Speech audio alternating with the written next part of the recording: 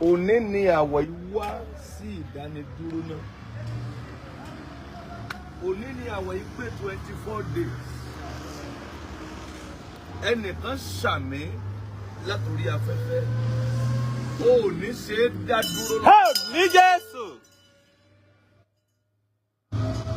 Òní ni àwọ̀ ìpè 24 days. Òní ni àwọ̀ ìwá sí ìdánidúró náà ni o. Kìí ṣe pàwẹ̀ ti parí o, bẹ̀ 24 days tí a ní tí Olúwa ní kí a gbà.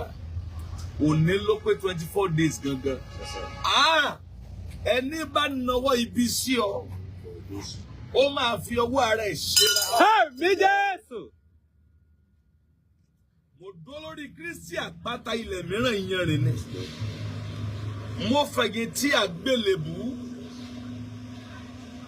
Mo tẹnubú ẹ̀jẹ̀ Jésù. Ẹnìkan fi agbára sàmì. Ẹnikẹ́ni tó bá gbé ọwọ́ ibi sí ọ, tó bá gbé ọwọ́ ibi sí ọmọ rẹ, tó bá gbé ọwọ́ ibi sí ọkọ rẹ tàbí aya, ẹnikẹ́ni tó bá gbọ́wọ́ ibi sí iṣẹ́ rẹ, níbo ni màmá yìí ó ti sàmì? Wọ́n máa fi ọwọ́ ara wọn ṣera wọn. Ní Jésù. Jeremiah chapter 1 verse 19 ni wọ́n ní kí n fi pray fún yín ní òní. Tí àwẹ̀ yìí parí pẹ̀lú Amos 9:13, mo ń bọ̀ lórí ẹ̀. Nawọ́ méjèèjì iwájú. Ìwọ kan make sure pé o fi ránṣẹ́ sí ẹnìkan. Òní ni a conclude àwẹ̀ 24 days. Ohun tó níbẹ̀rẹ̀ a máa lópin. Ẹni bá dẹ̀ forí ti dópin la ó gbàlà. Mo rán àṣẹ ìsíwọ. Mo fi májẹ̀mú òní mo fi sọ̀rọ̀ sí ayé. Ibi ó wà ní kó o ti sàmì. Bí ẹnikẹ́ni bá dìtẹ̀, bí ẹnikẹ́ni bá gbìmọ̀ pọ̀ láti ṣe ọ́ níbi, láti dá ọ lóró, láti dá iṣẹ́ rẹ lóró, láti mú kí ibi bá ọ, sàmì níbi tó wà, wọ́n fi ọwọ́ ara wọn ṣera. Ní Jésù. Wọ́n máa fi ọwọ́ ara wọn ṣera. Ní Jésù. Ẹni wà nídìí ọ̀rọ̀ ẹ. Jésù. Ẹni wà nídìí ọ̀rọ̀ rẹ gẹ́gẹ́gẹ́gẹ́. Ẹni gbé ọwọ́ ẹ̀ sókè láti dá ìrìn àjò rẹ rú. Ẹni gbé ọwọ́ ẹ̀ sókè láti dá ìrìn àjò rẹ lóró. Ẹni gbé ọwọ́ ẹ̀ sókè láti dá ìrìn àjò rẹ dúró. Sàmì, Olúwa mú ọ kúrò láyé. Ní Jésù. Olúwa mú ọ kúrò láyé. Ní Jésù. Kí n Jeremiah 1:19 sọ, ó ní wọ́n bá ọjà. Ó ní wọn ní borí. Ẹ bá ń gbé oyin. Oyin yẹn wà bí ọ̀tá ń bẹ yẹn. Olúwa ní ìyókù ọdún yìí, ó ní yóò dùn fún wa ní o. Jeremiah chapter 1 verse 19. Ó ní wọ́n máa bá ọjà wọn ní borí. Mo rán àṣẹ sí ọ obìnrin. Bàbá yìí mo rán àṣẹ sí ọ. Gbogbo ọ̀nà kọ́nà tó wù kán lè máa bá ọjà. Anywhere yòówù tó wù kí wọ́n gbà yọ sí ọ. Sàmì wọn ní borí ẹ. Ní Jésù. Ó nọ́mà pé wọ́n bá ọjà. Ó nọ́mà pé wọ́n máa gbógun tì ọ́. Ẹnìkan ní wá ìtòjó òun torí n tó gbé wá sáyé ni. Wọ́n máa bá ọjà níbi iṣẹ́. Ẹbí máa bá ọjà. Ọ̀rẹ́ máa di ọ̀tá. Má jẹ́ ó yà ọ́ lẹ́nu. Àwọn tó faratì wọ́n máa padà sí ọ. Wọ́n ní wọ́n bá ọjà. Ó ní wọ́n bá ọjà. Ó ní wọn ní borí rẹ. Torí pé Olúwa ń bẹ pẹ̀lú ẹ. Sàmì, bí Olúwa ti wà tí ẹ̀mí ẹ̀ wà, wọn ní borí ẹ. Ní Jésù. Mo lo àṣẹ ọjọ́ tí àwẹ̀ pé 24 days lónìí. Òní today is 24. On the 1 oṣù yìí láti bẹ̀rẹ̀ àwẹ̀. Mo dúró nínú oòrùn yìí. Bí oòrùn yìí ṣe ń ta mí lára, bẹ́ẹ̀ ni mo ṣe rán àṣẹ sí ọ. Gbogbo ọ̀nà yòówù tó wù kí wọ́n gbà yọ sí ọ. Láti bá ọ jà, láti bá àwọn ọmọ rẹ jà, láti bá iṣẹ́ rẹ jà, láti dojú ìjà kọ ẹ́, láti dojú ìjà kọ àlàáfíà rẹ. Wọ́n à ní borí rẹ. Ní Jésù. Ní Jésù. Ní Jésù. Wọ́n ń bẹ́ yín kan jà lọ́wọ́. Wọ́n ń bẹ́ yín jà lọ́wọ́. Ẹnu wọ́n kàn dédé dìmọ̀ bọ̀. Wọ́n dẹ̀ gbógun dìde sí ọ. Ìwọ tó o mọ nǹkan kan, o mọ́wọ́ o mẹsẹ̀. Wọ́n dẹ̀ gang up nǹkan. Wọ́n dẹ̀ kójọ. Wọ́n dẹ̀ kó ọ̀rọ̀ yẹn jọ. Wọ́n dẹ̀ hun ọ̀rọ̀ náà jọ. Wọ́n wá hun jọ sí ọ. wọ́n sọ lòdì sí ọ. Ohun tó sọ wọ́n ló sọ. Ohun tó ṣe wọ́n ló ṣe. Ìwà tó wù wọ́n ló wù. Wọ́n ti fún ọ ní lẹ́tà pé kó fi ibi ṣẹlẹ̀. Wọ́n ti kọ lẹ́tà sọ pé àwọn ò fi ọmọ. Gbogbo ẹni tó dìde láti bá ọjà. Mo bá Olúwa sọ̀rọ̀ nítorí ẹ lọ́sàn-án yìí. Ní àárọ̀ yìí. Ní iye aago tẹ́ ẹ̀ bá wà lọ́dọ̀ yín. Lórúkọ Jésù wọn ní borí rẹ. Àmín Jésù. Àmín Jésù. Àmín Jésù. Àmín Jésù. Mo lọ májẹ̀mú àṣẹ àwẹ̀ yìí. Mo lò lórí ẹ. Ohun tó ń retí yẹn ó yẹ gbà á. Àmín Jésù. Lẹ́tà ayọ̀ tó ń retí. Ògo tó ń retí. Èsì ayọ̀ tó ń retí. Sàmì níbi tó wà ó máa gbà á. Àmín Jésù. Wíkẹ̀ndì ló máa gbà á. Àmín Jésù. Mo pe olóore o. Mo pe aláàánú. Masali kaoribaya kasaidaya gaba. Gbọ́rọ̀ àṣẹ látẹnu mi. Ìwọ tó lè ṣàmì lórúkọ Jésù. Ọ̀dájú ogun tó ní tòun bá rẹ́yìn òun ò ní padà. Lórúkọ Ọlọ́run bàbá tọmọ tẹ̀mí mímọ́ iná Ọlọ́run kó jó dànù. Orúkọ mi ní Prophet Ṣólóyè Táíwò. Bàbá orí òkè àṣẹ àtagbára. Látorí òkè àṣẹ àtagbára tó wà ní Gbẹ́ńkú area. Olódó garage nílùú Ìbàdàn. Máa sádàlí kàfà gbọ́ọ̀rọ̀ Olúwa ọ̀dájú ènìyàn tó bá ọ rìn tó lóun ní jẹ́ kó rógòlù láyé irú ẹni bẹ́ẹ̀ lórúkọ Jésù idà ọ̀run kó gé wọn dànù. Wòmísà Olúwa rán mi sí ọ̀pọ̀lọpọ̀ àwọn ènìyàn kí ni t'Olúwa dẹ̀ fi rán mi sí ọ òun náà ni pé má sọ ìrètí nù. Dádì àti mọ́mì jọ̀ọ́ mo bẹ̀ ọ́ ó lè ti gbàdúrà lóòótọ́ ó lè ti gbààwẹ̀ lóòótọ́ ó lè ti lọ oríṣiríṣi orí òkè lóòótọ́ ṣùgbọ́n sá Olúwa ní kí n sọ fún ọ pé gbogbo ohun tó ń béèrè tó ti rí yẹn má sọ̀rọ̀ ìtínú tó bá ṣeé ṣe oh my God tí Jésù bá lè jí Lásárù òkú ọjọ́ mẹ́ta òkú tó ti kú fún ọjọ́ mẹ́ta tó ti ń rùn táwọn èèyàn ti ń wò pé báwo làwọn ṣe fẹ́ ṣe tí agbára Ọlọ́run bá lè jí òkú yẹn dìde gbogbo ohun tí wọn náà ń lé tó dàbí pé kò tí tẹ̀ ọ́ lọ́wọ́ máa sádàlí kaba Olúwa ló máa ṣe fún ọ gbọ́ mi sà ṣégbéyàwó tiẹ̀ gangan òun ló dàrú ni oh my God ṣé iṣẹ́ lòun wá tó ò tí ì rí máa sádàlí kaparibaya kasaidaya ṣé ìgbéga lòun wá lẹ́nu iṣẹ́ tó ò tí ì rí kí lóhun tó o ti ń dààmú káàkiri ṣọ́mọ tó ti ẹ̀bí ló ń fún ọ ní wàhálà ní gbogbo ìgbà tó o ti lọ káàkiri tó dàbí pé ò tí ì rí ọ̀nà àbáyọ Olúwa ní kí n sọ fún ọ pé má sọ ìrètí nù wòmísà o ò tí ì pàdé ẹni tá a rán sí ọ ni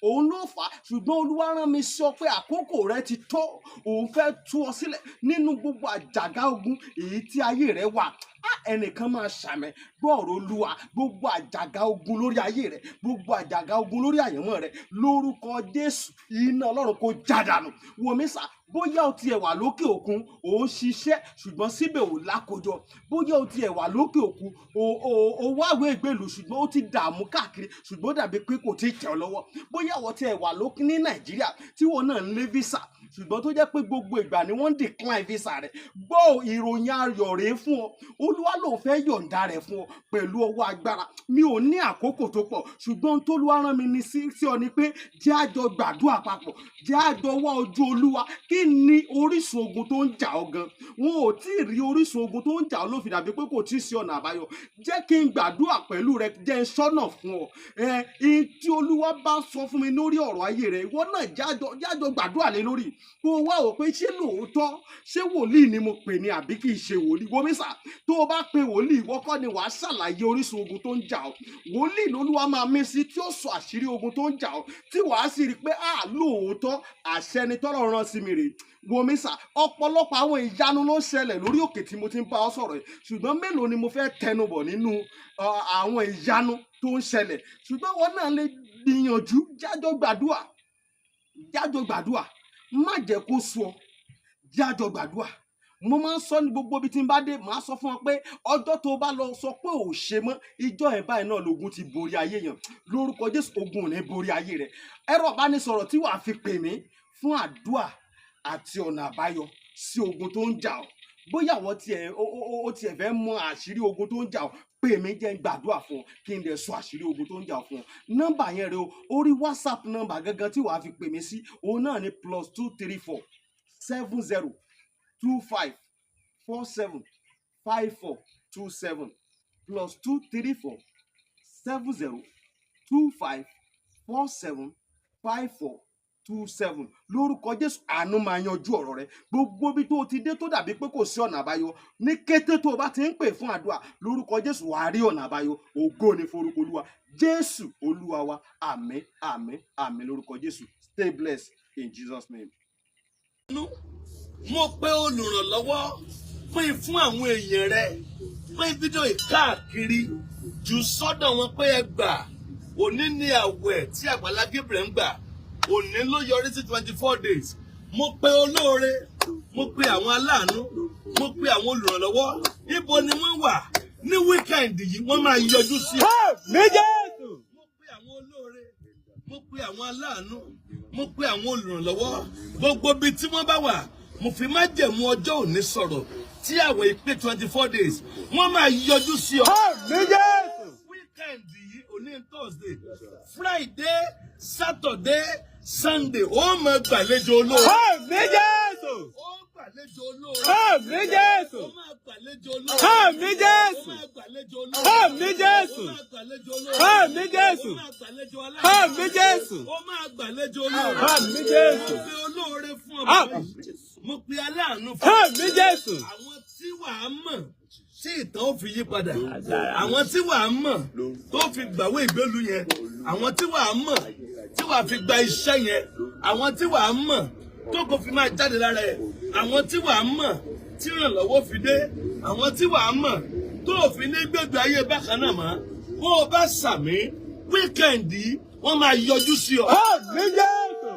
Wíkẹ̀ndì wọ́n máa bì ọ́ wò. Àmín Jésù. Wọ́n máa bì ọ́ wò. Àmín Jésù. Ẹ lajú kí leléyìí oyin ni. Ìtàn pè ní oyin rèé. Ibi tó bá ti ń ṣe nǹkan adùn lẹ ti lè rí oyin. Ibi inú wọn bá ti ń dùn. Ìran oyin kan ò korò rí. Ayé tí ẹ bẹ̀rẹ̀ sí ní dùn láti. Àmín Jésù. Oyin leléyìí. Ẹ̀yin tẹ́ ẹ bá ní ẹ fi tíntín ní sórí. Ká fi díẹ̀ sàhán yín. Gbogbo tó máa ṣe látòní ó gba adùn. Àmín Jésù. Gbogbo tó máa ṣe látòní ó gba adùn. Àmín Jésù. Ayé rẹ máa dùn. Àmín Jésù. Ìgbà rẹ máa dùn. Àmín Jésù. Iṣẹ́ rẹ máa dùn. Àmín Jésù. Ayé rẹ máa dùn. Àmín Jésù. Iṣẹ́ rẹ máa dùn. Àmín Jésù. Ìgbà rẹ máa dùn. Àmín Jésù. Ìgbà rẹ máa dùn. Àmín Jésù. O ò ní jẹ̀kọ̀rọ̀. Àmín Jésù. Ọ̀gá o ò ní jẹ̀kọ̀rọ̀. Àmín Jésù. O ò ní jẹ̀kọ̀rọ̀. Àmín Jésù. O ò ní jẹ̀kọ̀rọ̀. Àmín Jésù. Kí oyin tó gba lórí àpáta yìí, ẹni máa ràn ọ́ lọ́wọ́, ó máa pe aago ẹ lọ́wọ́. Àmín Jésù. Amos 9:13 tí mo lóṣì kejì ẹ̀. Yóò ṣe ọjọ́ náà dé ni Olúwa wí. Ẹni tí ń tulẹ̀ yóò lé ẹni tí ń kórè. Ìwọ ẹni tí ayé ti kọ̀ sílẹ̀. Ìwọ ẹni tí wọ́n sọ pé kò sógo lára rẹ̀. Ìwọ ẹni tí wọ́n sọ pé àwọn ò fi ọmọ. Ìwọ ẹni tí ayé ti fi sílẹ̀ tí wọ́n ti gbàgbé ẹ̀.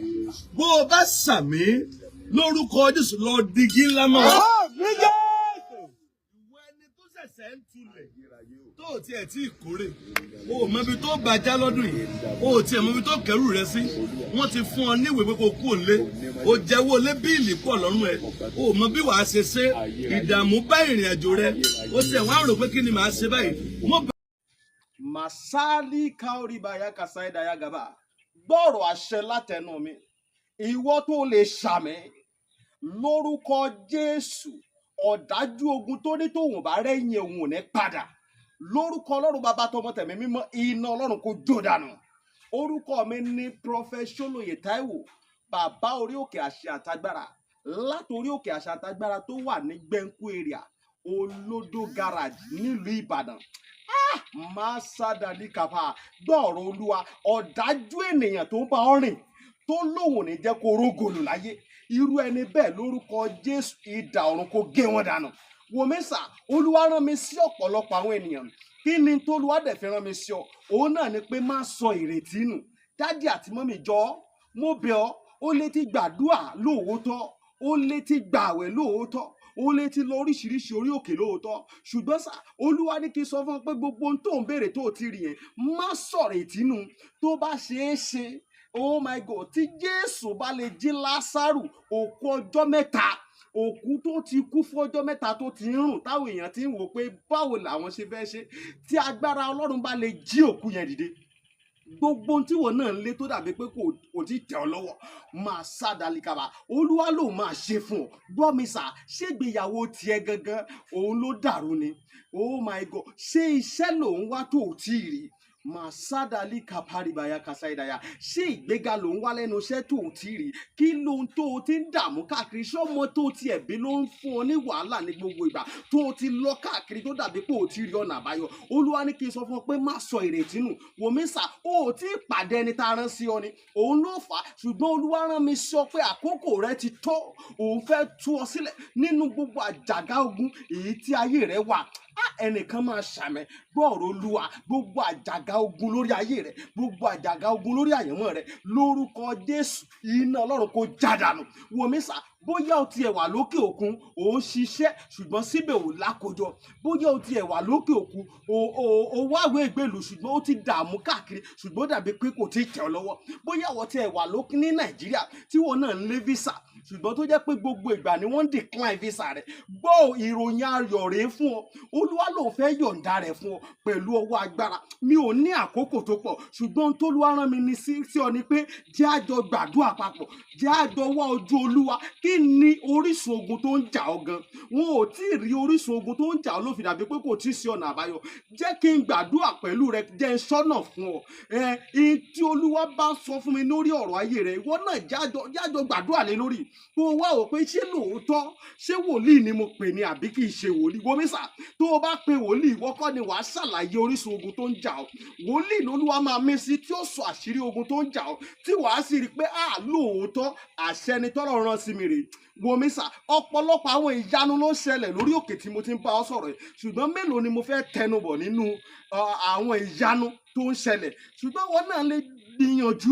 jájọ gbàdúà má jẹ́ kó sú ọ jájọ gbàdúà mo máa ń sọ ní gbogbo ibi tí n bá dé màá sọ fún ọ pé ọjọ́ tó bá lọ sọ pé ò ṣe mọ́ ìjọ ẹ̀ báyìí náà lógun ti borí ayé yẹn lórúkọ jésù ogun ò ní borí ayé rẹ ẹ̀rọ ìbánisọ̀rọ̀ tí wàá fi pè mí fún àdúà àti ọ̀nà àbáyọ sí ogun tó ń jà ọ́ bóyá àwọn tiẹ̀ fẹ́ mọ àṣírí ogun tó ń jà ọ́ pè mí jẹ́ n gbàdúrà fún ọ kí n dẹ̀ sọ àṣírí ogun tó ń jà ọ́ fún ọ nọ́mbà yẹn rẹ o orí whatsapp nọ́mbà gangan tí wàá fi pè mí sí òun náà ní +234 70 25 47 54 27 +234 70 25 47 54 27 lórúkọ jésù àánú máa yanjú ọ̀rọ̀ rẹ gbogbo bí tó ti dé tó dàbí pé kò sí ọ̀nà àbáyọ ní kété tó o bá ti ń pè fún àdúrà lórúkọ jésù wàá rí ọ̀nà àbáyọ ògo ni forúkọ olúwa jésù olúwa wa àmín àmín